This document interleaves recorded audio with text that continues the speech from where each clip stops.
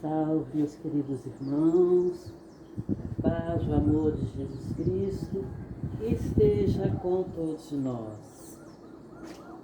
Vamos mais a um banquete de amor e que Deus nos abençoe e nos ilumina nessa linda manhã de hoje, abençoando o nosso lar, nossos familiares, nossos entes queridos e a vocês que estão me ouvindo. Então, vamos aqui continuar no Evangelho, o duelo. Que opinião terão a meu respeito, vocês costumam dizer, se recusar a reparação que me é exigida, ou se não a reclamar de quem me ofendeu? Os loucos como vocês, os homens atrasados, o censurarão. Mas os que são esclarecidos pela chama do progresso intelectual e moral dirão que age de acordo com a verdadeira sabedoria. Reflitam um pouco. Por uma palavra dita, muitas vezes jogada no ar ou inofensiva da parte de um de seus irmãos, seu orgulho se sente ferido. Respondem de maneira azeda e depois com uma provocação. Antes de chegar no momento decisivo, perguntam se agem de modo cristão. Que contas ficarão devendo à sociedade se a privarem de um de seus membros? Pensem no remorso por ter roubado de uma mulher seu marido, de uma mãe o seu filho, ao filho o seu pai e seu amparo. Certamente, aquele que ofendeu deve uma reparação, mas não é mais horroroso para ele dá-la espontaneamente, reconhecendo seu erro, que expor a vida daqueles que têm o deixado de se queixar? Quanto ao ofendido, concorda que às vezes pode se julgar gravemente ferido, seja em sua pessoa, seja com relação àqueles que lhe são mais caros. O amor próprio não é somente o que está em jogo, mas o coração está ferido. Sofre, mas além de ser estúpido arriscar a vida contra um miserável, capaz de praticar infâmias, será que morto este, a afronta qualquer que seja, deixa de existir? O sangue derramado não causa mais impressão ao fato que, se falso, deve cair por si mesmo, e que, se verdadeiro, deve ficar sepultado no silêncio? Só resta, portanto, a satisfação da vingança saciada. Ah, triste satisfação, que muitas vezes deixa, já nesta vida, causticantes remorsos. E se é o ofendido que sucumbe, onde está a reparação? Quando a caridade for regra de conduta dos homens, eles conformarão seus atos à palavra a esta máxima: não façam aos outros o que não gostariam que lhes fossem feito. Então, desaparecerão todas as causas de deserções e com elas as do duelo e das guerras, que são duelos de povo contra povo. Francisco Xavier, Bordeaux, 1861. O homem do mundo, um homem feliz que, por uma palavra chocante, por uma causa insignificante, brinca com a vida que vem de Deus, brinca com a vida de seu semelhante, que só a Deus pertence. Esse é 100 vezes mais culpado que o miserável, que, impelido pela cobiça, às vezes pela necessidade, se introduz numa habitação para nela roubar, que cobiça e mata aquele que se opõe aos seus propósitos. Esse último é quase sempre um homem sem educação, com imperfeitas noções do bem e do mal, ao passo que o duelista pertence quase sempre à classe mais esclarecida. Um mata brutalmente, enquanto o outro faz com método de polidez, pelo que a sociedade desculpa. Acrescento até que o duelista é infinitamente mais culpado que o infeliz que, cedendo a um sentimento de vingança, mata num momento de exasperação. O duelista não tem como desculpa o arrebatamento da paixão, pois entre o insulto e a repreensão sempre tem tempo para refletir. Age, portanto, friamente e com o propósito premeditado, tudo estudado e calculado, para matar com mais segurança o seu adversário. É verdade que também expõe sua vida, e é isso que reabilita o duelo aos olhos do mundo, porque nele se vê um ato de coragem e desprezo pela própria vida. Mas há realmente verdadeira coragem da parte daquele que está seguro de si? O duelo remanescente dos tempos bárbaros, nos quais o direito do mais forte constitui a lei, desaparecerá com uma apreciação mais sadia do verdadeiro ponto de honra, e à medida que o homem tiver uma fé mais viva na vida futura. Agostinho Bordeaux, 1861. Então, meus irmãos, a continuação aqui do duelo, né? Às vezes as pessoas se preocupam com o que os outros vão pensar. Tipo assim, o homem me ofendeu, tipo, foi lá, estuprou a minha mulher, eu tenho que ir lá vingar a minha honra. Então muitas pessoas se preocupam realmente com o que os outros pensam, com o que os outros vão falar dele, se ele tiver esse comportamento ou tal comportamento. Então, principalmente quando há, digamos assim, o ladrão invade uma casa e estupra a mulher. E o homem sabe exatamente quem foi que roubou e que fez aquilo. Mas ele sabe também que aquele homem é um bandido perverso. E ele é um homem comum, trabalhador, honesto, né? Que não sabe usar uma arma nem nada e vai querer tirar satisfação com esse homem. Aquele homem está preparado para a briga, para matar e para tudo. Mas ele não está. Mas como se diz, o sangue ferveu, subiu a cabeça, aí não pensa nas consequências. Eu vou lá tirar satisfação com aquele homem, em vez de pensar, eu vou na polícia e vou denunciá-lo. Ele vai tirar satisfação com esse homem, que deve saber brigar muito bem, e acaba perdendo a briga e o outro mata, né?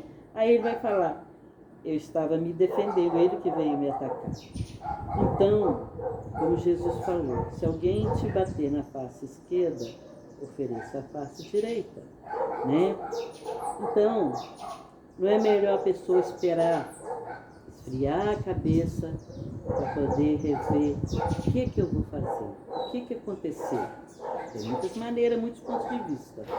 Se eu for lá na polícia, ou se eu for lá reclamar com esse homem que ele fez, aí vai todo mundo ficar sabendo, o nome da minha esposa vai estar de boca em boca, aí vão falar muitas outras coisas, vão inventar. Então, o que eu faço? Então, se a mulher dele é uma mulher honesta, direita, talvez ele pense assim, não, deixo a justiça nas mãos de Deus. O que ele fez, Deus está vendo e ele vai responder por isso perante a justiça divina. Então eu vou ficar quieto no meu canto com a minha mulher. Esse homem está sendo burro, idiota, medroso? Muitos pensariam que sim. Como o irmão fala aqui, aqueles que ainda estão muito no mal, na ignorância, vai achar que ele é um covarde, que ele tinha que ir lá e defender a honra dele. Mas aqueles que já têm mais conhecimento, mais estudo, ia mostrar a ele realmente a consequência dos seus atos, né? O que viria para a família dele, para os filhos dele, todo mundo comentando, olha lá, sua mãe foi estuprada por aquele bandido e seu pai não fez nada, seu pai é um covarde. Então, é preferível fazer como Jesus falou, silenciar, confiar na justiça de Deus, que ela adivina, e oferecer a outra face. Aí a gente pensa assim também, mas por que aconteceu isso? Desse homem invadir aquela casa, às vezes nem roubou nada e só estuprou aquela mulher. Talvez aquela mulher fosse uma pessoa de cobiça do bandido e nunca deu bola para ele e resolveu ter ela na base da violência, né? Mas muitos falarão que ela deu bola para ele, que ele foi lá e que se ela entregou porque quis. Mas por que aconteceu isso? se Deus é um Pai bom, justo, misericordioso. Às vezes, as consequências podem estar nessa vida atual. O bandido ter realmente ficado de olho na mulher e aproveitou o momento para possuí-la, já que ela não dava bola para ele. Mas pode ser consequências de outra vida. Sabe-se lá o que aconteceu em outra vida. Se ela não foi um estuprador. Ou se ela viu alguém sendo estuprado e ficou calada. Então, são muitas coisas a que pensar. Mas eu creio que a mais certa é o homem realmente pensar nas consequências do que pode vir para toda a sua família, para sua esposa, para seus filhos, e ficar quieto e deixar a justiça na mão de Deus. Porque se aconteceu, Deus sabe o porquê. Então não cabe a gente julgar se foi covarde, se foi corajoso ou se não foi. O bandido fez aquilo por se sentir poderoso. É como os duelistas, né? Como naquele tempo que tinha o duelo, um homem se interessava pela mulher do outro, né? Às vezes, como se diz hoje em dia, deu uma cantada nela, respeitou ela, e o marido vai lá tirar satisfação. Aí tem aquele negócio de bater com a luva na cara do outro, é que está convidando ao duelo. Então o bandido, ele sabe que ele é um ótimo espadachim e que ele vai matar aquele outro. E com isso vai tirar ele do caminho. E ele vai pensar agora, a mulher pode ser minha, tirei ele do caminho, agora ela é minha. Ainda se vangloriar. Na cabeça dele ele acha que é isso, né? Que ele pode isso, que ele pode ter tudo, porque ele tem conhecimento do espadachim, ele sabe lutar muito bem. Mas tem aquela história também, que quem aprende a lutar, usar espadachim naquele tempo, também tinha uma certa educação, tinha quem lhe ensinasse a lutar a espada, né? Ou usar uma arma. E o outro era um simples homem, que não sabia nem usar uma arma e nem uma espada. Então, com certeza, ele ia querer, de uma certa forma, né, já que foi lá tirar satisfação que ele respeitou a mulher, ele ia ter que lavar sua honra com o sangue, porque na certeza ele sabia, eu vou morrer porque eu não tenho como enfrentar ele. Ele é muito melhor do que eu na espada, na arma, em tudo. Então, ele vai já sabendo que vai morrer. Então, e como é que vai ficar a família dele depois? E o duelista, o bandido? Como é que vai ficar a consciência dele depois que saber que matou um pai de família e que aqueles filhos, aquela família ia passar dificuldade por culpa dele, que desrespeitou aquela mulher e desafiou um homem que não tinha condições de se defender, sabendo da sua vitória. Porque a nossa consciência, o remorso, uma hora ele bate. E quando o remorso vem, ele corrói a alma, né? Corrói a alma. Aí vai aquele pai de família sabendo que vai morrer e o outro na certeza que vai matar. E naquele tempo era uma coisa assim normal. Eu lavei a minha honra com sangue. Ou o outro, ele me desafiou, então eu lavei a minha honra mostrando que eu posso, né? Então, naquele tempo não tinha lei que proibisse isso. Depois passou a proibir, né? Mas mesmo assim, de vez em quando, às escondidas, acontecia duelo. Então, aquele simples homem vai lá enfrentar aquele homem, na certeza de que vai morrer, e o outro na certeza que vai matar. O homem não pensando nas consequências que vai acontecer com a sua família, e outro sem remorso algum de matar, mas uma hora o remorso vem. Então, naquele tempo todo tinha as testemunhas que ficavam de lá ou de cá, ou às vezes acontecia em praças públicas, aí ficava o povo tudo em volta, né, assistindo, para ver quem que ia ganhar, sem se importar se um pai de família ia morrer, se a sua família ia ficar viúva, porque naquele tempo, dificilmente uma viúva com filhos encontrava quem queria ajudá-la. Quase sempre, essas mulheres tinham que prostituir para conseguir dinheiro para sustentar sua família. E os filhos iam tudo, né, o beleléu, a bandidagem, o roubo, muitas vezes roubar para ter o que comer, para levar uma comida para casa. Então, todo mundo assistia aquilo e ninguém fazia nada para impedir, nem para encorajar o duelista, o bandido que mata, e nem para encorajar o outro a perdoar um ao outro e deixar aquilo para casa, para lá, conversar, se entender, né? Tirar satisfação de boca a boca. Por que você desrespeitou minha mulher? Não sei o quê. Conversar, mas naquele tempo não tinha nada disso. E não tinha nada de perdoar. Não tinha nada de perdão. Aquele povo antigamente era muito ignorante. Alguns é que seguiam os ensinamentos de Jesus, não eram todos. Alguns. E mesmo aquele alguns que conheciam o mandamento de Jesus, muito não entravam no meio dessa briga, né? Não quero saber, não é problema meu, se eu entrar ainda vou morrer também. Então, aquele pai de família acabava sucumbindo. Mas o bandido tinha certeza que ia matar, né? Mas ele também podia morrer. Mas e se a justiça divina, de uma certa forma, fizesse com aquele homem que não sabia usar uma arma, digamos que foi a base de arma, de fogo, conseguisse acertar o bandido? Aí iam falar, pura sorte, pura sorte. Não é pura sorte, que a justiça divina age em todos os lugares, em todos os momentos.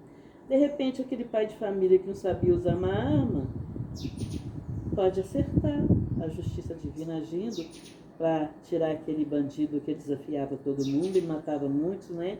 Como duelista, às vezes matava muitas pessoas.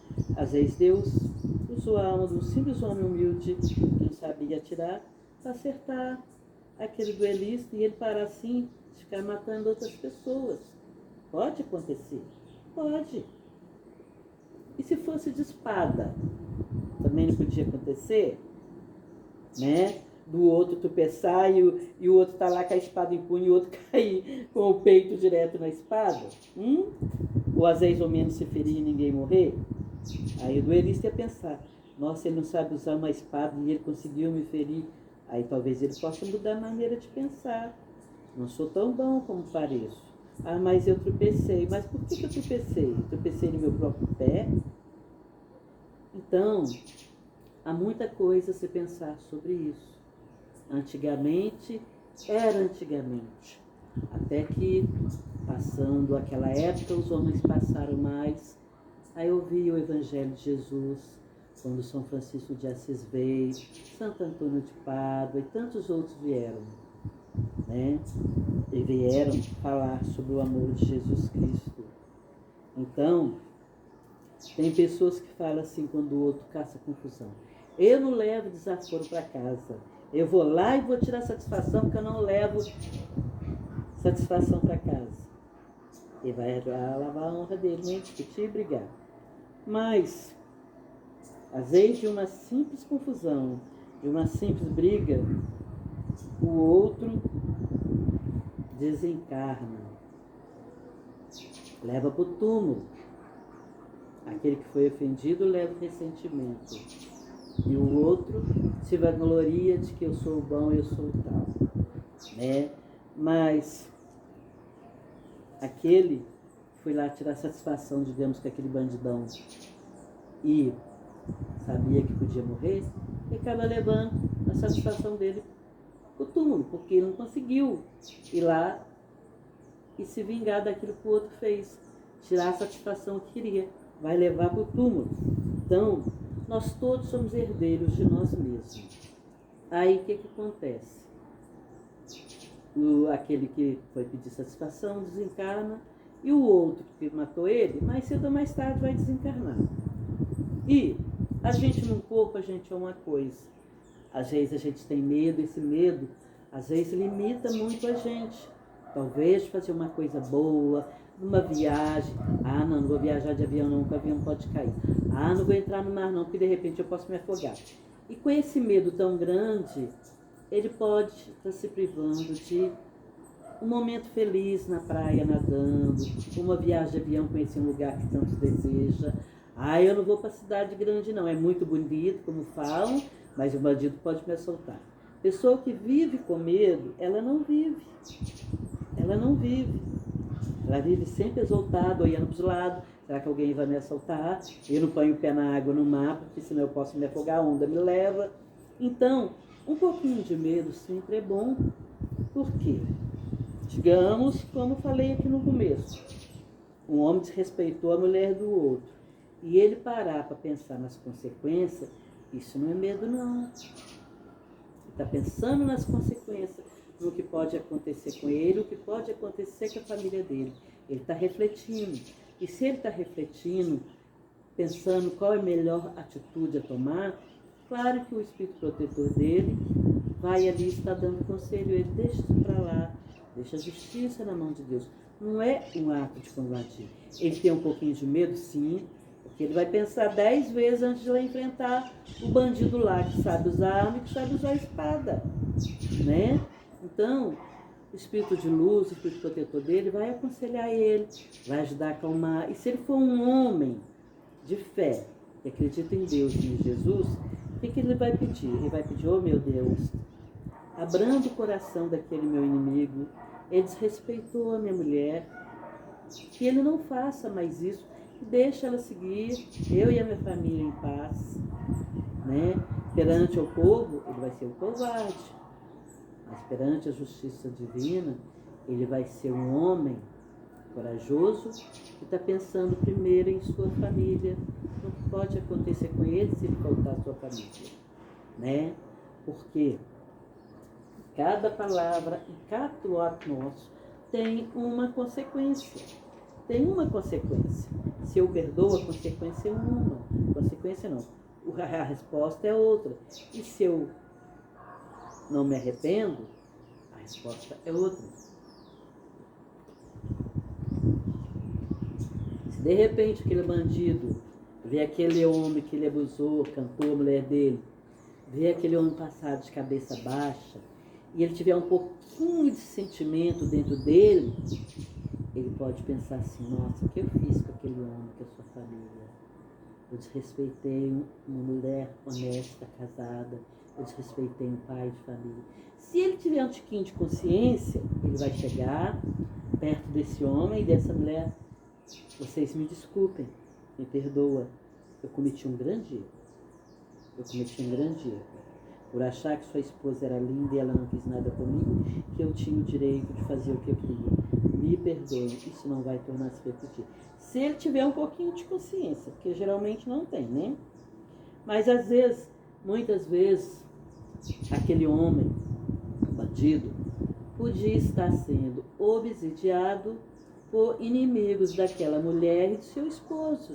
E foi lá influenciar ele para fazer aquilo com a mulher, porque assim eles estariam se vingando.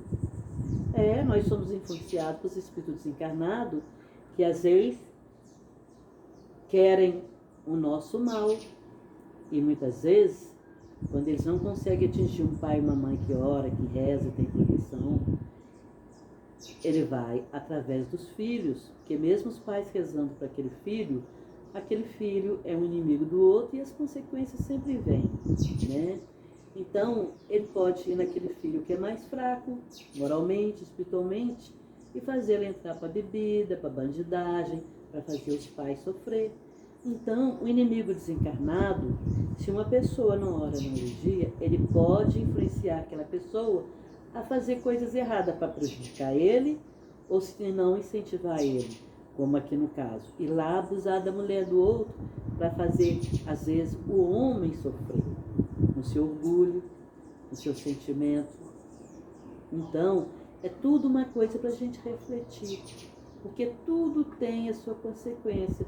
Se aquele bandido reconhece o seu erro, mesmo com todo o seu machismo, e chegar perto do homem, me desculpa aí, eu fui mal com a sua mulher, viu? Eu errei. Você fala assim, já é um grande passo. O outro vai falar, que bom que ele arrependeu, né? Aí, ele pode no futuro se tornarem amigos, e aquele simples homem humilde, pela sua humildade, pode fazer amizade com aquele outro e devagarzinho aconselhando aquele outro, né? Não faça isso está errado, Deus.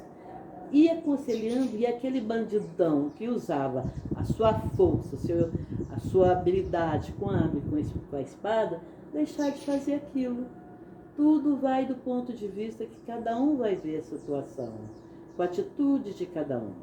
Agora, se aquele homem simples, humilde, casado, o outro foi lá com aquele jeitão dele, me desculpa aí, fui mal, viu? fui mal com você, desrespeitei sua esposa, me desculpa aí.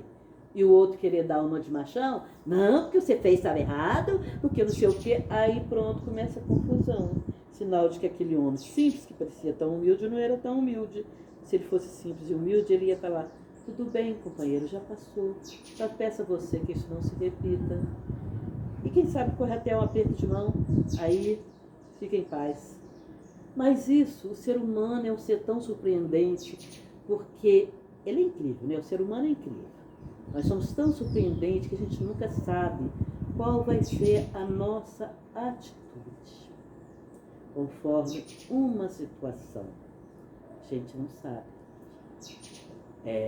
Muitos devem se lembrar de um pai de família que o assaltante arrastou o filho dele no carro, assaltou a mulher e coisa lá na entrada do carro, e o menino ficou preso pelo cinto. Ele saiu arrastando a criança pela rua e a criança desencarnou. Então, o pai desse menino, com certeza é um homem com muito conhecimento, entendimento da lei, perdoou, foi lá na prisão e perdoou aquele homem que fez aquilo com o filho dele. Então, se a pessoa não tem conhecimento, não estuda, não aprende, como que ela vai reagir numa situação dessa? Ela vai querer ir atrás do bandido e matar ele. E se for uma pessoa que tem poder, vai, como a gente sabe que acontece, vai lá atrás de fulano, dentro da cadeia, e manda alguém matar o bandido que está lá preso. É olho por olho e dente por dente. Isso foi no tempo de Moisés. Hoje em dia, não. Então, o que esse homem fez, esse pai de família que perdoou o homem que arrastou o filho dele, alivia o coração dele e alivia também o filho dele, para o pai não estar revoltado naquela situação. Mesmo que aquela criança, né, que naquele momento era o espírito no corpo de uma criança, vai ficar mais tranquilo do outro lado, não vai se revoltar, porque o pai perdoou. E ele passou pela prova que ele tinha que passar. Crianças que morrem dessa maneira tão trágica, como ele que foi arrastado, como aquela menina que foi jogada pela janela, que o pai e a madrasta estavam enrolados. Então, é sempre um resgate de um erro de vida passada. É sempre um resgate. Então, quando o espírito está para reencarnar, ele sabe, vai chegar a tal momento, você vai passar por tal prova. Aí, quando é o espírito assim que está lá do outro lado, assim, tudo bem, eu aceito, porque eu sei que eu sou culpado, eu vou estar recebendo o que eu plantei em outra vida. Ele vai aceitar aquilo com calma, com resignação, né? Então, todos nós, quando reencarnamos, a gente não sabe exatamente tudo que a gente vai passar, não. Então, quando isso é concordado lá na espiritualidade, e aquele espírito sabe que aquele resgate vai ser difícil, muitas vezes ele pede, ó, eu quero quando reencarnar, eu quero passar por isso, por isso, por isso, porque eu fiz outras pessoas que sofrerem isso. Então ele vai aceitar aquilo com resignação, e quando se encarnar, vai estar com a alma mais leve, porque pagou uma dívida. Então, para aquele espírito que pediu, porque ele estava preparado, e nem sempre a gente está preparado por aquilo que a gente pediu, nem sempre, cada caso é um caso. Às vezes o espírito lá, antes de reencarnar, fala, eu fui um rico, não pensei só nos outros, pensei só em mim, e eu gastei, queimei dinheiro, isso e aquilo, não fui uma boa pessoa, eu quero reencarnar de novo e ser rico, e com esse dinheiro eu vou ajudar todos aqueles que eu ofendi nessa atual vida, aquele que eu roubei, eu vou ajudar a dar uma casa, aquele que eu pus numa cadeira de rodas, digamos assim, por acidente, eu vou ajudá-lo a se reabilitar.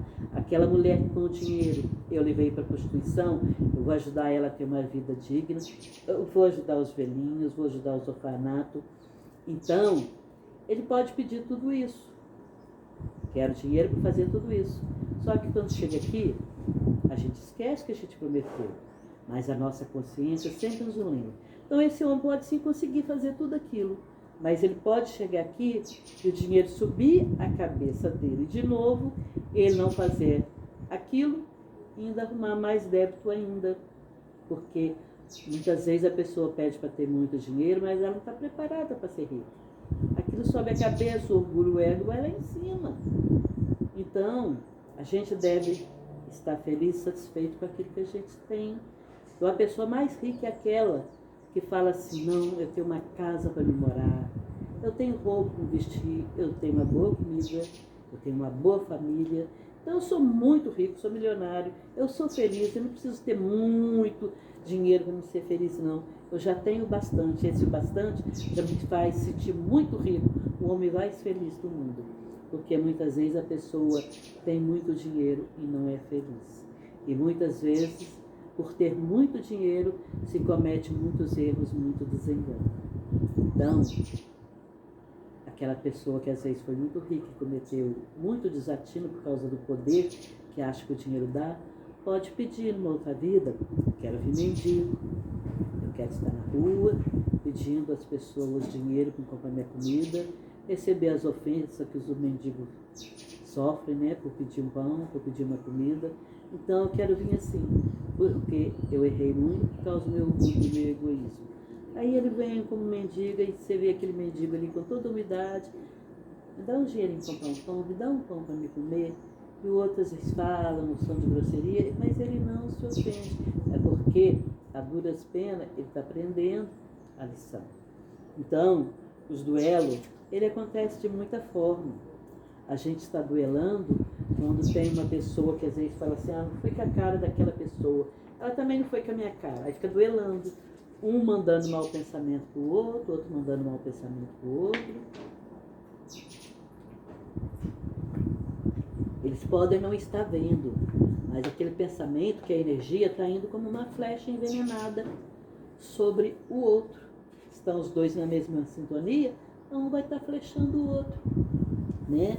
E as guerras também é uma forma de duelo, povo com povo. E o duelo não acabou.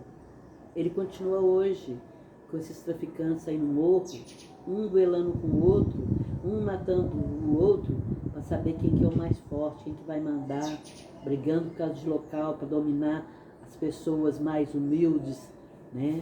A gente vê muito aí na televisão, passando nas favelas, onde os traficantes é que mandam, tem que comprar gás não sei de quem, tem que fazer isso não sei para quem. Então é uma forma de duelo.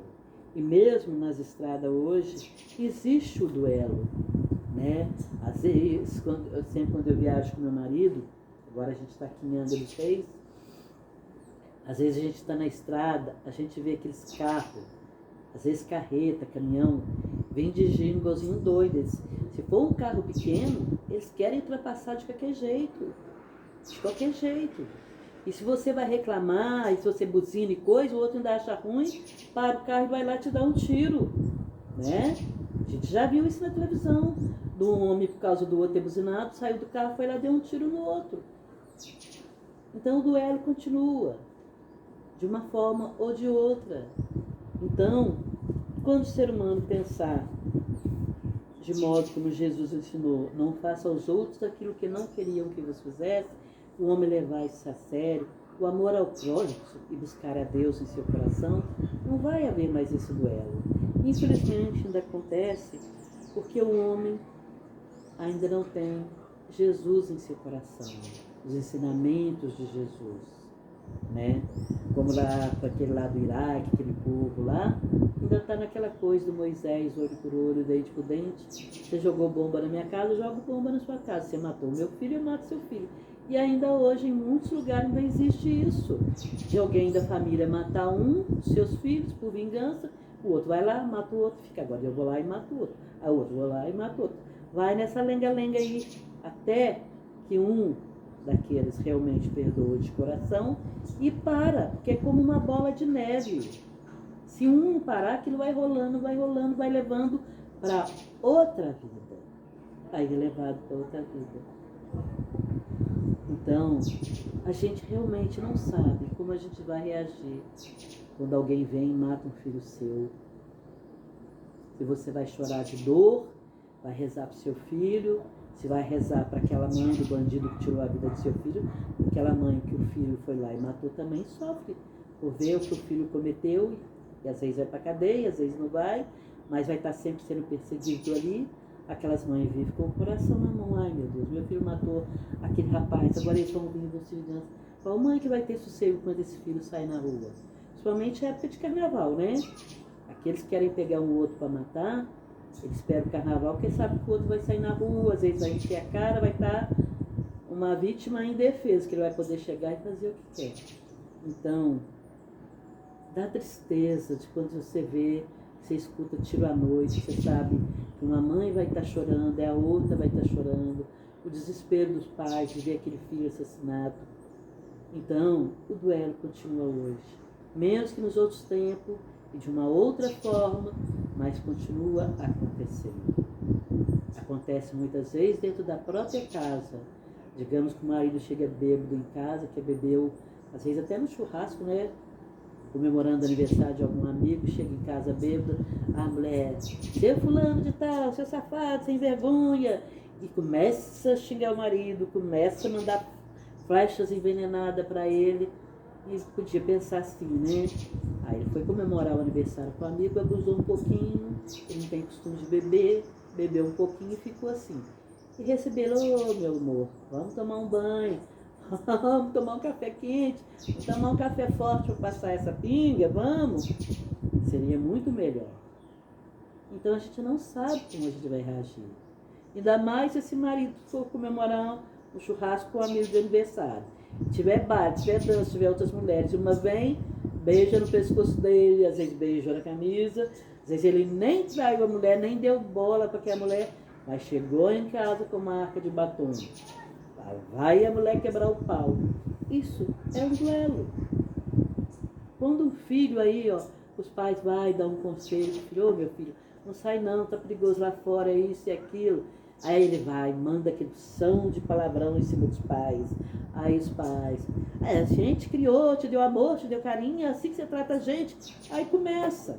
Então, meus irmãos, cabe a cada um de nós buscarmos a Jesus e pedir a Deus por todas as famílias. Porque infelizmente tem muitas famílias tendo conflitos dentro de casa com os filhos, com o marido, com a esposa, às vezes com vizinhos. Por isso devemos orar muito pela família, porque as trevas quer atacar, principalmente aquela família que está unida, que ele quer levar a desunião.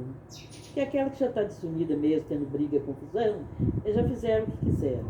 Mas cabe a cada um de nós orarmos, pedir a Deus por essa família. Se a gente já conhece os ensinamentos de Jesus, pedir a Deus por todas as famílias, principalmente aquela onde está tendo discórdia, onde os filhos estão bebendo, estão se drogando, e muitas vezes é os próprios pais. Pedir paz para o mundo, para o fim da guerra, mas só quando o homem se conscientizar realmente o que Jesus veio trazer para nós. Ele veio trazer a paz, a união, o amor ao próximo.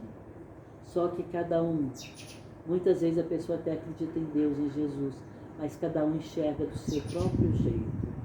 Ele se acha no direito de atacar aquele país, senão aquele país vai vir atacar o meu. Às vezes ainda nem fez nada, já está casado, mas tudo impune, né? Então, devemos acabar com esse duelo. Só quando a gente realmente fazer essa mudança dentro de cada um de nós, só quando a gente fizer essa mudança, ser mais compreensivo, saber nos perdoar, respeitar as nossas limitações, a limitação do nosso outro irmão, que às vezes fez uma besteira por ignorância. Quando a gente compreender isso e perdoar, é que o nosso mundo vai ser um mundo de paz. Isso depende de cada um de nós. Quando cada um de nós fizer a sua parte, esse mundo nosso vai encontrar paz muito mais rápido. Então, Jesus nos ama muito e Nossa Senhora pediu para que todos nós orássemos para a paz no mundo, para a união. Então, quanto mais gente orando, unido, mais rápido essa paz vai chegar. Mas depende de cada um de nós. Depende de nossas atitudes, realmente amarmos o nosso próximo. Fazer ao nosso próximo aquilo que nós gostaríamos que eles nos fizessem. Quando a gente, no momento de nervoso, foi ignorante com o outro, usar mal a palavra, o outro pensar, não, deixa pra lá, tá nervoso, depois a gente conversa com calma, eu sei que não é bem isso que a pessoa quis dizer, usou mal as palavras no momento de raiva. Então isso é compreender que assim como o nosso próximo errou, a gente também pode errar no momento que a gente estiver nervoso, falar uma mal palavra com uma outra pessoa, que às vezes não tem nada a ver com aquilo que está acontecendo, né? Então, aqui uma observação. Os duelos se tornarão cada vez mais raros e se são vistos ainda de tempos em tempos dolorosos exemplos, o número deles não é comparável ao que era em outrora. Antigamente, um homem não saía de casa sem prever um encontro, por isso tomava sempre as necessárias precauções. O sinal característico dos costumes de tempo e dos povos está no costume do porte habitual, ostensivo ou oculto. No tempo, costume dos tempos e dos povos está no costume, porte habitual, ostensivo ou oculto de armas ofensivas e defensivas. A abolição desse costume demonstra abrandamento dos costumes, e é curioso seguir sua gradação, desde a época em que os cavaleiros só cavalgavam com armadura de ferro e unidos de lança, até porte de uma simples espada, que tornou mais um adorno, um acessório, uma brasão, que uma arma agressiva. Outra característica dos costumes é que outrora os combates singulares tinham lugar em plena rua, diante da multidão, que se afastava para deixar livre o campo, ao passo que hoje os combates se ocultam. Hoje a morte de um homem é um acontecimento que causa emoção, outrora não despertava atenção. O Espiritismo apagará esses últimos vestígios da barbárie, inculcando nos homens o espírito da caridade e da fraternidade. Então, eu enrolei um pouco aqui nessa última leitura, vocês me desculpam. Então, depois que foi proibido o duelo, muitas pessoas às vezes andavam com uma espada mais com um adorno, né? De coisa assim de enfeite.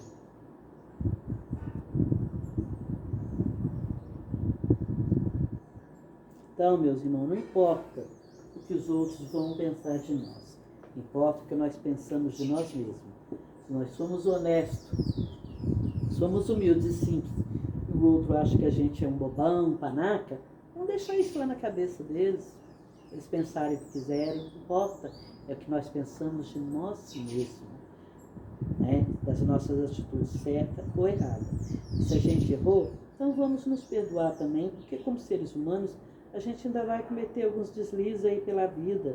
Mas se a gente não estiver matando, não estiver roubando, estrupando e causar leves deslizes, sinal que a gente aprendeu alguma coisa. Que a gente hoje não é capaz de matar, a gente hoje não é capaz de roubar. Então, sinal que a gente já deu uma melhorada.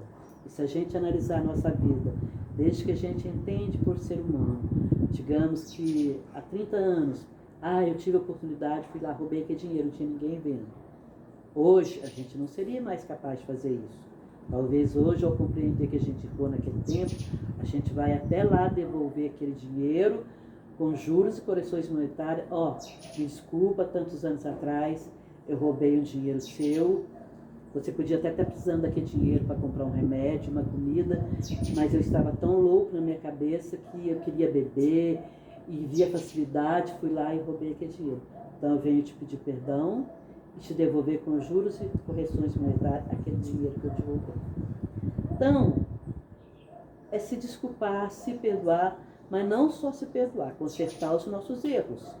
Se eu pisei no pé de alguém e machuquei aquele pé, às vezes sem querer, porque estava com o calçado, estava com o prego solto, e rasguei o pé do outro sem querer, meu irmão, me perdoa, me desculpa, mas não ficar só me perdoa, desculpa não. Vão lá levar na farmácia, ou levar no médico, o médico com aquela ferida que eu causei, às vezes sem querer. Né? Assim como um carro, quando bate no outro, aquele que está errado tem que pagar o conserto do outro, não é? Não adianta só pedir desculpa. Porque senão depois a pessoa vai lá, faz outra coisa, me desculpa, e continua fazendo as coisas, continua fazendo. Mas não pode, a gente cometer um erro, a gente tem que analisar. Não, agora eu já conheço a Deus, conheço o Espiritismo, conheço os ensinamentos de Jesus. Se eu errar, eu vou me perdoar. Vou pedir desculpa ao outro, mas vou consertar o meu erro e procurar não cometer mais esse erro. Assim que a gente vai evoluindo. Então, se a gente analisar, coisas que a gente fez há anos atrás, a gente não é capaz de fazer hoje, né? Como a gente vê muitas histórias aí de mulher que no passado prostituiu, e que hoje se tornou uma pessoa direita, honesta, não é capaz de fazer isso, né? Ela sente por aquilo, sente, talvez uma vergonha, quando compreendeu que prostituir não era uma coisa saudável para ela nem para ninguém. Então, ela se perdoar, não, agora eu sou uma nova mulher porque eu encontrei Jesus. E quando a gente encontra Jesus, a gente faz a mudança dentro de nós. Então, o duelo, seja por pensamento, fica longe de nós, longe mesmo. E mesmo que alguém nos ofenda, nos faça sofrer, a gente vai perdoar de coração. Então, é esse o ensinamento de hoje sobre o duelo. Então, meus queridos irmãos, vamos levar o nosso pensamento a Jesus e agradecer a Ele. Senhor, obrigado por estar aqui nesse dia de hoje. Obrigado pela minha vida, obrigado pela minha família, obrigado porque eu pude reencarnar e voltar para essa escola maravilhosa que é a Terra, para continuar aprendendo as minhas lições, para melhorar como ser humano e chegar um dia ao vosso reino, a consciência tranquila, em paz, com as minhas duas asas abertas, a moral e a espiritual, e ser digno de ser um servidor do Senhor, poder trabalhar para ajudar os meus irmãos, principalmente ajudar aqueles que me fizeram sofrer e que me ofenderam. Estou aqui, Senhor, com o coração aberto, para vos agradecer. Obrigado, Senhor, gratidão, e me dê força para me fazer sempre melhor, sabedoria, para sempre saber o que é certo e o que é errado, e sempre escolher o certo.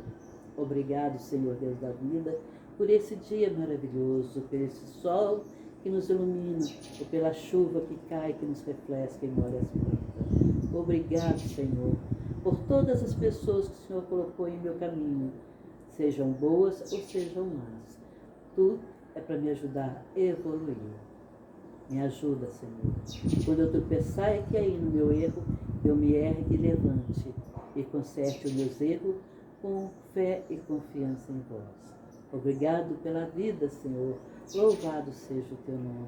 Abençoe todos os lares, todos os familiares, que a vossa paz e o vosso amor reinem em cada coração, principalmente nos pais e nas mães de família, para que a paz volte ao nosso planeta, para o fim da guerra. Porque eu sei que a guerra é coisa que o Senhor não quer para os seres humanos. O Senhor nos criou para ser feliz. Infelizmente, pela nossa ignorância, nós fazemos guerra conosco mesmo, nós fazemos guerra com os nossos vizinhos, com as pessoas que estão ao nosso redor. Nos perdoa a nossa ignorância, Senhor, e perdoa a ignorância desses nossos irmãos que estão fazendo guerra, matando. Perdão, Senhor, para todos os seres humanos, para toda a humanidade, encarnada e desencarnada. Ilumina, Senhor, cada coração de cada ser humano no mundo inteiro, com a vossa luz, com o vosso amor. Que assim seja. Obrigado, Senhor. Louvado seja o teu nome, hoje, amanhã e sempre. Graças a Deus. Fiquem na paz de Jesus.